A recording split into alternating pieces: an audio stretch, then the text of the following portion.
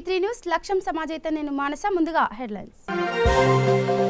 Welspun flooring పరిశ్రమ tiles విభాగాన్ని ప్రారంభించిన మంత్రులు. రంగారెడ్డి జిల్లా చందన్వెల్లి రూపురేఖలు మారనున్నాయన్న మంత్రి కేటీఆర్.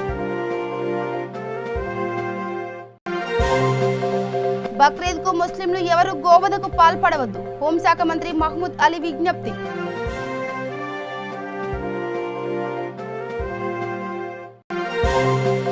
సిద్దిపేట పట్టణంలో కషాయం కేంద్రాల ఏర్పాటు ప్రారంభించిన మంత్రి హరీష్ రావు.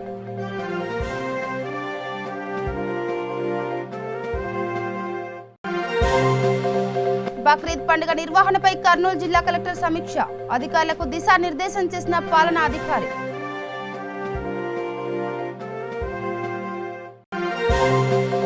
చిత్తూరు జిల్లాలో కురబ కుల సంఘ ఆధ్వర్యంలో మీడియా సమావేశం. సమన్యాయం చేయకపోతే పార్టీని వీడేందుకు సిద్ధంగా ఉన్నామని స్పష్టం. అనుమతి లేకుండా తరలిస్తున్న పేలుడు పదార్థాలు. పత్తికొండలో 280 బాక్సుల స్వాధీనం.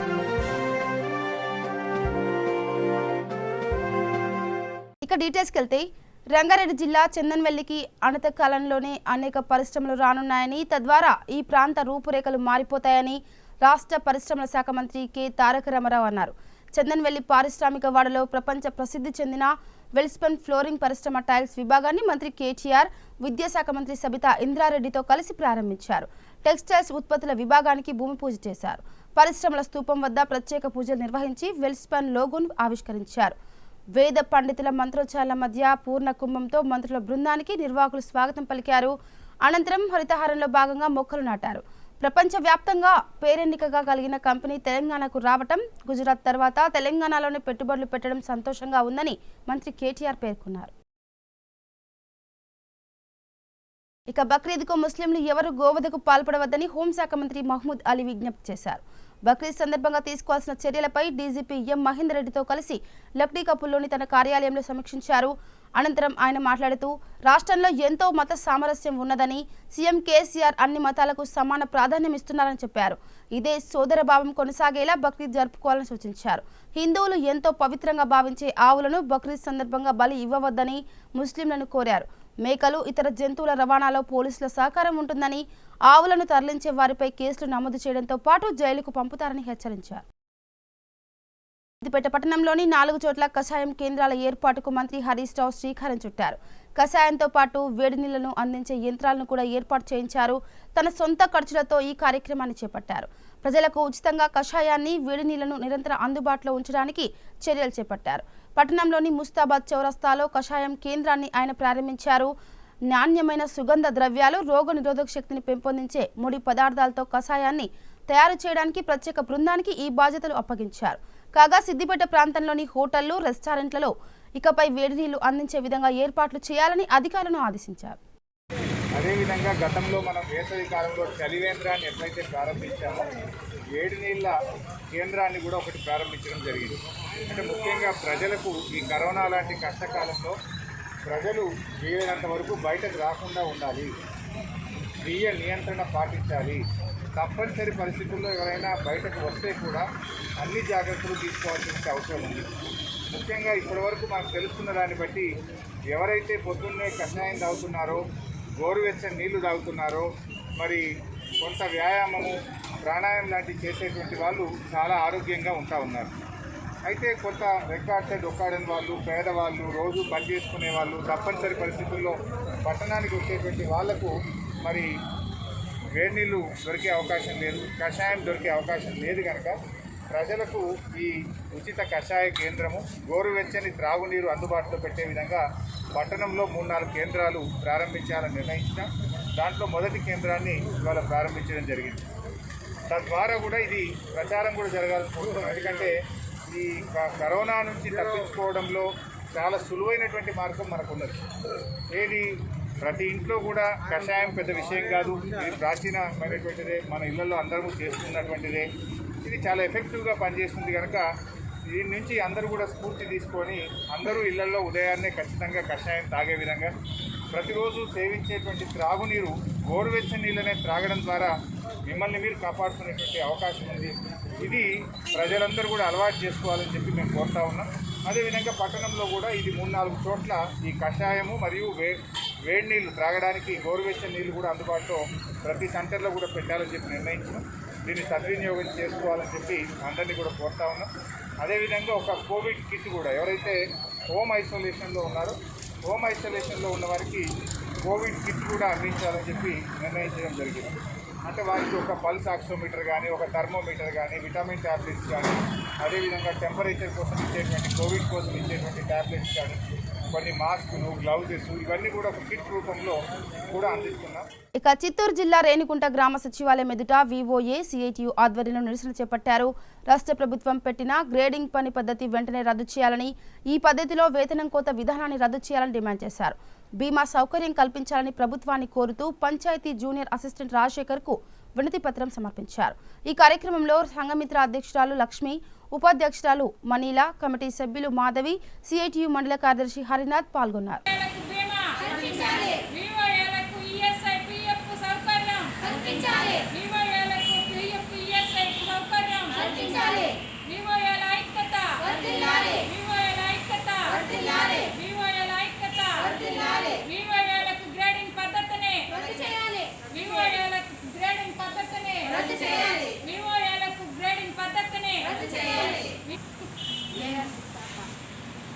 ఈరోజు వివోఏల నిరసన కార్యక్రమము సిఐటియుల ఆధ్వర్యంలో దేశవ్యాప్తంగా ఈరోజు వివోఏలకు నిరసన తెలియజేయడం జరుగుతుంది.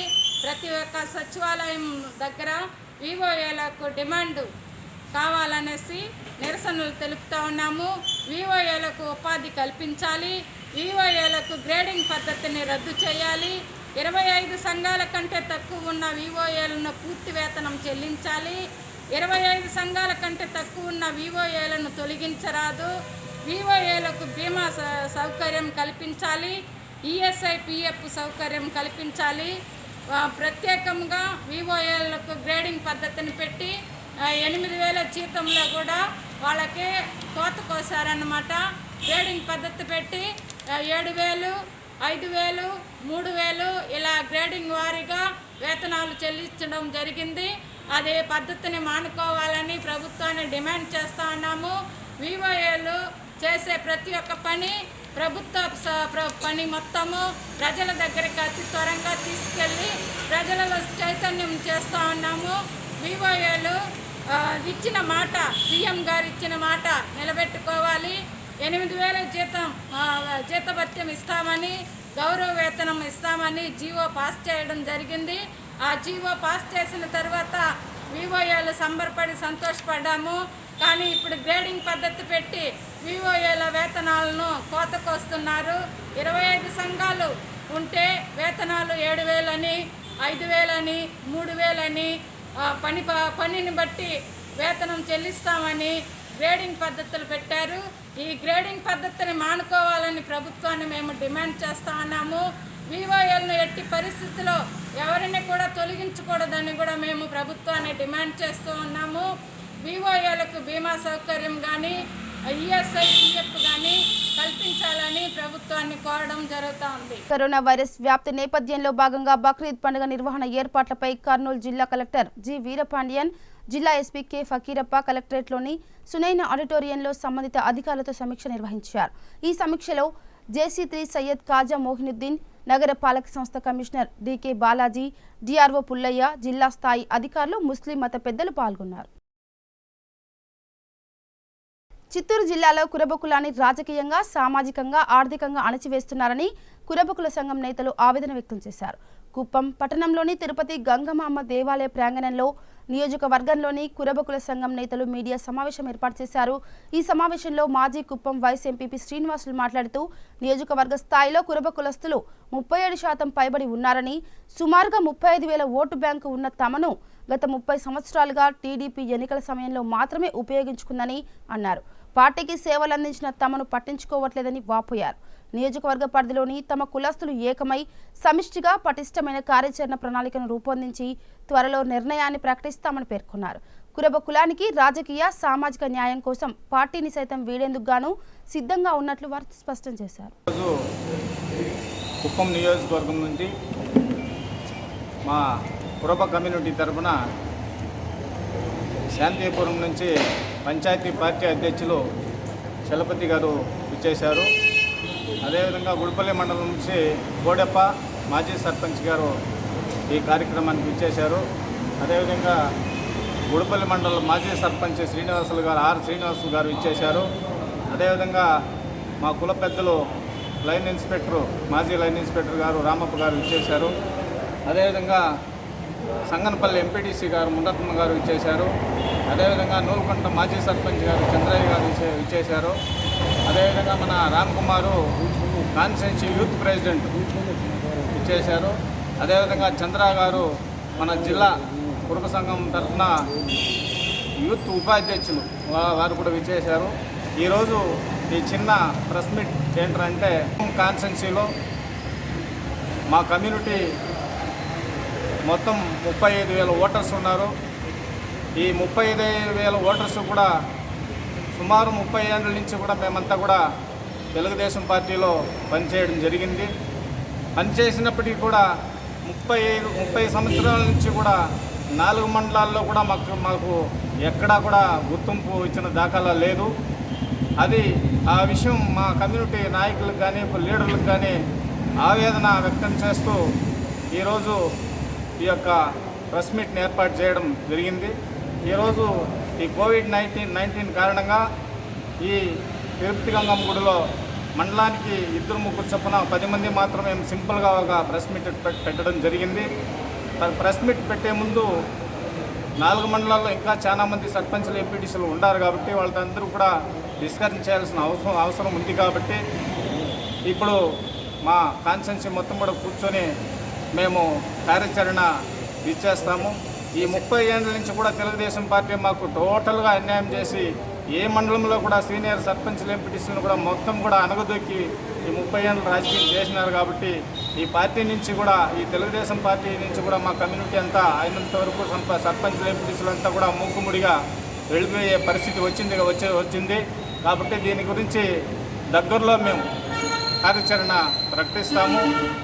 ఏ యొక్క నాయకుని కూడా మనకు మా కమ్యూనిటీలో ఎదగనివ్వడం లేదు, ఇవ్వలేదు. మాకు ఎలాంటి సహాయ సహకారాలు కూడా అందలేదు. కాబట్టి ఆ యొక్క మనోభావాలతో మేమందరూ కూడా ఈరోజు కొంతమంది సర్పంచ్లు ఎంపీటీసీలు మండల కేడర్లో లీడర్లంతా కూడా వైఎస్ఆర్ పార్టీకి వెళ్ళిపోయేదానికి సిద్ధమవుతున్నాము. కాబట్టి దాని గురించి చర్చించి ఇంకా కొన్ని రోజుల తర్వాత మేము కార్యాచరణ ప్రకటిస్తామని తెలియజేస్తూ ఇక్కడ ఇచ్చేసిన ఎలక్ట్రానిక్ మీడియాకు కానీ విలేకరులకు కానీ అందరికీ కూడా పేరు నమస్కారం తెలియజేసుకుంటూ వినియోగించుకుంటాం. కర్నూలు జిల్లా తుగ్గలి మండలంలో అనుమతి లేకుండా తరలిస్తున్న పేలుడు పదార్థాలు పట్టుబడ్డాయి.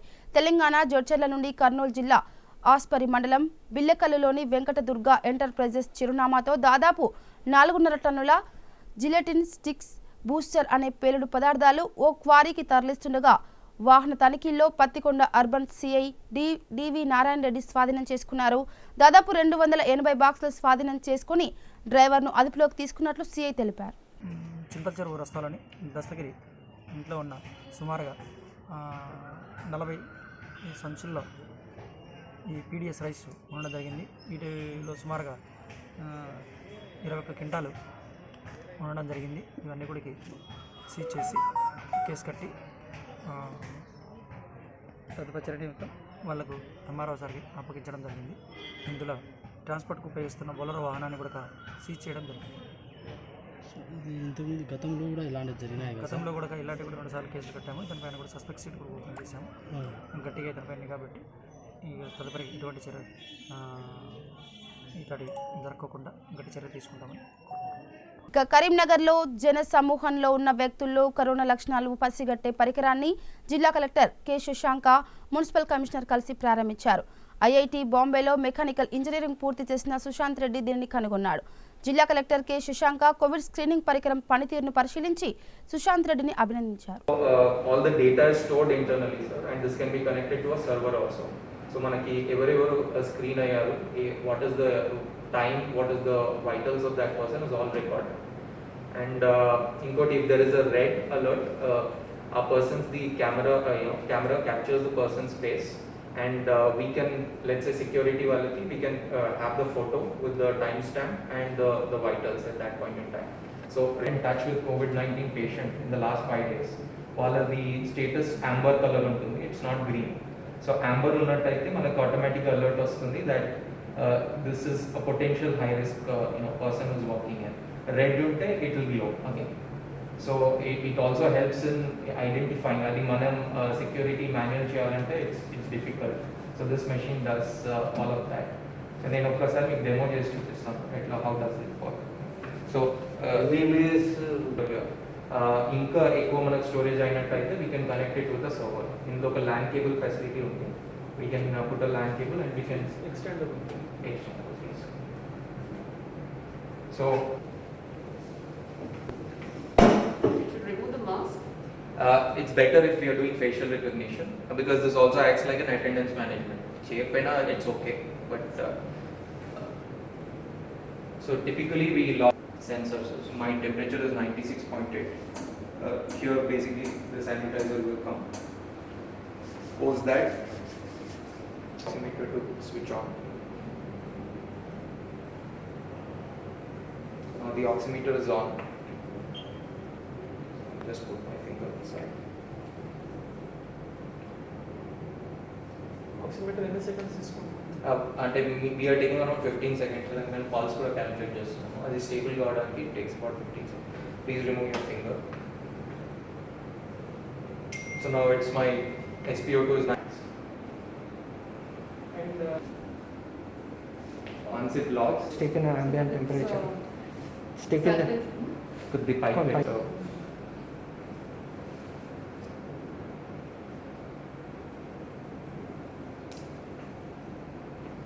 takes about 10 seconds. మీకు ఈ టవర్ ఖచ్చితంగా Sanitization. Tank, Because that will need some volume. మళ్ళీ ఆక్సిమీటర్ పెట్టుకుంటే బెటర్ కదా. పెట్టొచ్చు, that's I think is possible. అంటే అదే పర్సన్ అని డిటెక్ట్ చేయడం టు ఎన్షూర్ దట్ సపోజ్ అది తీసేసి ఇంకెవరైనా పెడితే we don't want that kind of a complication అని we just ask the person to redo the whole thing. But usually I mean in the final configuration I mean it goes in smoothly and comes out smoothly.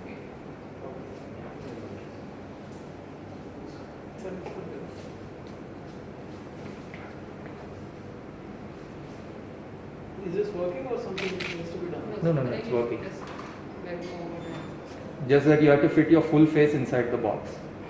No, it is not taking the Closer, sir, closer.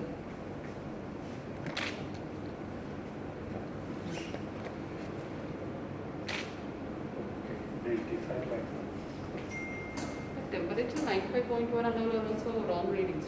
ఇక చిత్తూరు జిల్లా కుప్పం మండలంలో corona కేసులు పెరుగుతుండటంతో ప్రతి ఆదివారం పట్టణంలో lockdown విధిస్తున్నట్లు municipal commissioner Chittibabu, CI Idur Basha, తహసీల్దార్ సురేష్ బాబు తెలిపారు. ప్రజలు కోవిడ్ నిబంధనలు పాటించాలని, విధిగా మాస్కులు ధరించి భౌతిక దూరం పాటిస్తూ ఉండాలని, అనవసరంగా రోడ్లపై తిరగరాదని అధికారులు ప్రజలకు తెలియజేశారు. మున్సిపాలిటీ పరిధిలో కరోనా పాజిటివ్ కేసులు నమోదైన ప్రాంతాల్లో శానిటేషన్ పనులు చేపట్టారు. నమస్కారం. ఇప్పుడు మీరు చూసినట్లయితే జిల్లా వ్యాప్తంగా కూడా కరోనా కేసెస్ పెరుగుతూ ఉన్నాయి. అందులో భాగంగా కుప్పంలో కూడా నిన్న ఒక 3 పాజిటివ్ కేసులు వచ్చాయి. ఒక 20-25 రోజుల నుంచి కూడా ఏది పాజిటివ్ కేసెస్ లేకుండా ఉన్నాయి. కొత్తగా రిపోర్ట్స్ అన్నీ వస్తే 3 కేసులు వచ్చాయి. ఆ 3 కేసులన్నింటినీ కూడా మనము కుప్పం పిఎస్ కాలేజీకి పంపించడం జరిగింది. ఈ సందర్భంగా ప్రజలకు విజ్ఞప్తి ఏమంటే ఖచ్చితంగా ప్రతి ఒక్కరూ మాస్కులు ధరించండి. అవసరం అనుకుంటే తప్ప బయటికి రాకూడదు. ఎవరైనా సరే వచ్చిన వాళ్ళు కూడా ఏదన్నా పనులు ఉంటే వెంటనే చూసుకొని వెళ్ళిపోవాలి. ఎప్పుడు పాఠశాలలు కానీ లేవు, బయట కూడా ఏదైతే హాస్పిటల్స్ రెడ్ జోన్స్లో ఉన్నవన్నీ కూడా క్లోజ్ చేయడం జరుగుతుంది. కాబట్టి ఎవరి జాగ్రత్తలు వాళ్ళకి వహించాల్సి ఉంటుంది. శానిటేషన్ పరంగా మున్సిపాలిటీ నుంచి కూడా అన్ని కార్యక్రమాలు చేస్తున్నాము. ఎక్కడ కూడా సీజనల్ డిసీజెస్ కానీ ఏది కూడా రాకుండా కూడా జాగ్రత్తలు తీసుకోవడం జరుగుతుంది. ముఖ్యంగా విజ్ఞప్తి ఏంటంటే అనవసరంగా బయటికి రాకండి. ప్రతి ఒక్కరూ మాస్కులు ధరించండి. ఎందుకంటే రాబోయే రోజుల్లో ప్రైమరీ కాంటాక్ట్స్, సెకండరీ కాంటాక్ట్స్ కింద వచ్చే టెస్టులలో ఇంకా కూడా కేసెస్ పెరిగే అవకాశం ఉంది. కాబట్టి ముందు జాగ్రత్త చర్యగా ప్రజలు వాళ్ళ జాగ్రత్తలు వాళ్ళు వహించాల్సి ఉంటుంది. కాబట్టి మా విజ్ఞప్తి ఏమంటే మాస్కులు ఖచ్చితంగా ధరించండి, సోషల్ డిస్టెన్స్ మెయింటైన్ చేయండి. ఎక్కడా కానీ షాప్స్ దగ్గర కానీ లేకుండా పోతే టీ షాప్స్ దగ్గర కానీ మార్కెట్స్ దగ్గర కానీ పని అయిన వెంటనే వెళ్ళిపోండి. అనవసరంగా తిన్నెల పైన కానీ షాప్స్ ముందర కూర్చొని మాట్లాడుకోవడాలు ఇవన్నీ దయచేసి చేయాల్సిన అవసరం లేదు. ఎందుకంటే ఇప్పుడు చూసుకున్నామంటే రోజు రోజుకి కూడా కొన్ని కేసులు పెరుగుతున్నాయి. కాబట్టి దీని విధంగా మనం జాగ్రత్తలు తీసుకోవాల్సిన అవసరం ఉంది. దీనికి ముఖ్యంగా సోషల్ డిస్టెన్స్ అంటే మనిషికి దూరంగా ఉండే విధంగా చర్యలు తీసుకోవాలి. మాస్కులు ధరించాలి. ప్రతి ఒక్కరికి కూడా శానిటైజేషన్ చేసుకోవాలి. వీలైతే చేతుల్ని కనీసం ఒక రోజుకి 4 నుంచి 5 సార్లు సబ్బుతో కానీ కడుక్కోవాలి. శానిటైజేషన్తో శుభ్రం చేసుకోవాలి. అదేవిధంగా 1-2-3 సార్లు స్నానం చేసినా కూడా మంచిదే ఇళ్లల్లో. కాబట్టి ఆరోగ్యంగా ఉండాలని, అదేవిధంగా సోషల్ డిస్టెన్స్ అవి పాటించాలనేసి ప్రభుత్వానికి సహకరించవలసిందిగా ప్రజలందరికీ విజ్ఞప్తి చేస్తాను. నమస్కారం అండి.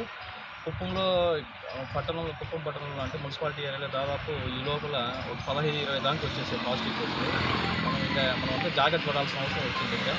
మనం కానీ ఇనిషియేషన్ తీసుకోకపోతే పట్టణం మొత్తము కంటైన్మెంట్ జోన్గా, రెడ్ జోన్గా డిక్లేర్ చేయబడుతుంది. దాంట్లో భాగంగానే మనం ఏం చేస్తామంటే ఈ ఆదివారంగా అయితేనేమి ఇలాంటి ముఖ్యమైన దినాల్లో ఈ మాంసం తినేదాని అంటే మాంసం ఫుడ్ అంటే చికెన్ అంగట్లు కానీ, మటన్ అంగట్లు కానీ, ఈ మార్కెట్లు కానీ, ఈ బార్బర్ షాప్ కానీ ఎక్కువ మంది చేకూరుతారు. కాబట్టి ఆదివారాన్ని కంప్లీట్గా లాక్డౌన్ చేయడానికి మేము కలెక్టర్ గారు అయితేనేమి, ఎస్పీ గారు అయితేనేమి అందరూ వాళ్ళ సూచనల మేరకు మేము డిక్లేర్ చేస్తున్నాము. అందుకని వీటికంతటికీ కూడా కోఆపరేట్ చేయాలండి అందరూ వ్యాపారస్తులు, ప్రజలు, ముఖ్యంగా ప్రజలు ఏదన్నా వాళ్ళకి కావాల్సిన ముఖ్యమైన వస్తువులు, మందులు కానీ, ఏమన్నా నిత్యావసర వస్తువులు కానీ ఈలోగా శుక్రవారం అంటే ఈరోజు కానీ, రేపు కానీ, శనివారం కానీ టైం ఉంటుంది కాబట్టి ఈలోగా కొని పెట్టుకోండి. మాకు అందరూ సహకరించండి. ఎందుకంటే కుప్పంలో దాదాపు స్ప్రెడ్ వచ్చేసే అవకాశం వచ్చింది కాబట్టి సొసైటీలోకి ఎంటర్ అయిపోయింది దాదాపు. అందుకోసం మనం కానీ ఈ చర్యలుగా తీసుకోకపోతే మనకు చాలా ఇబ్బంది అవుతుంది. దయచేసి కుప్పం ప్రజలందరూ కూడా మన్నించి ఈ ఒక లాక్డౌన్ విజయవంతం చేయవలసిందిగా కోరుతున్నాం. నిజామాబాద్ జిల్లా రూరల్ మండల్ పరిధిలో నాగుల పంచమి పురస్కరించుకొని పలు గ్రామాల్లో భక్తులు పూజలు చేశారు.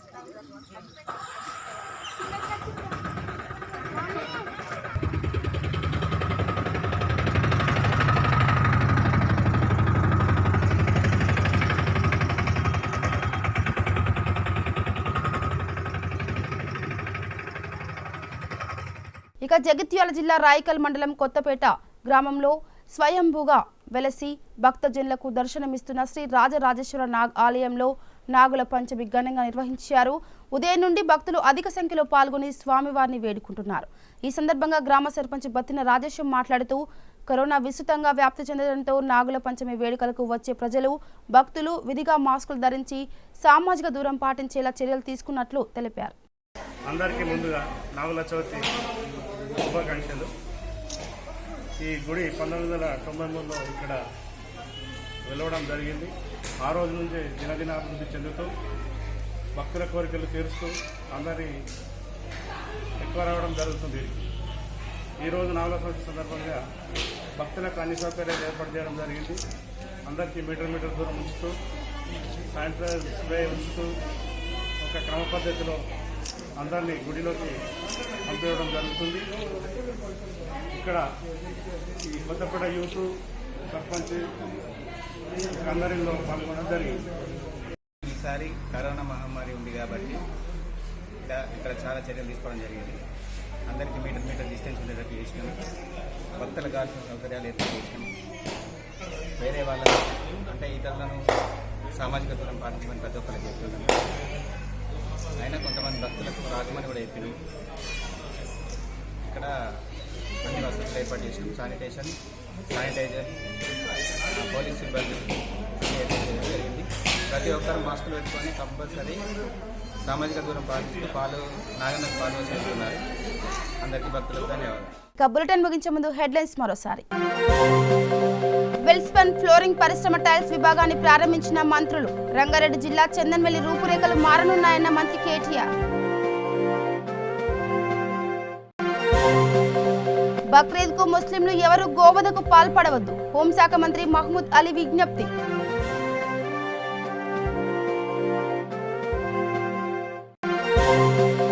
సిద్దిపేట పట్టణంలో కషాయం కేంద్రాల ఏర్పాటు ప్రారంభించిన మంత్రి హరీష్ రావు.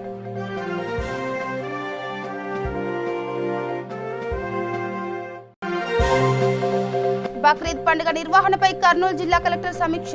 అధికారులకు దిశానిర్దేశం చేసిన పాలనా అధికారి.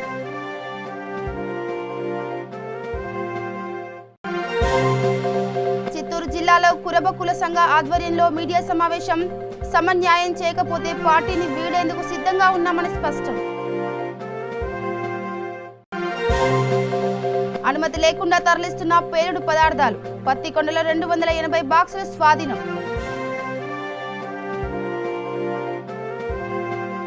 ఇవి bulletin updates. Keep watching V3 news. లక్ష్యం సమాజైతే. నమస్కారం.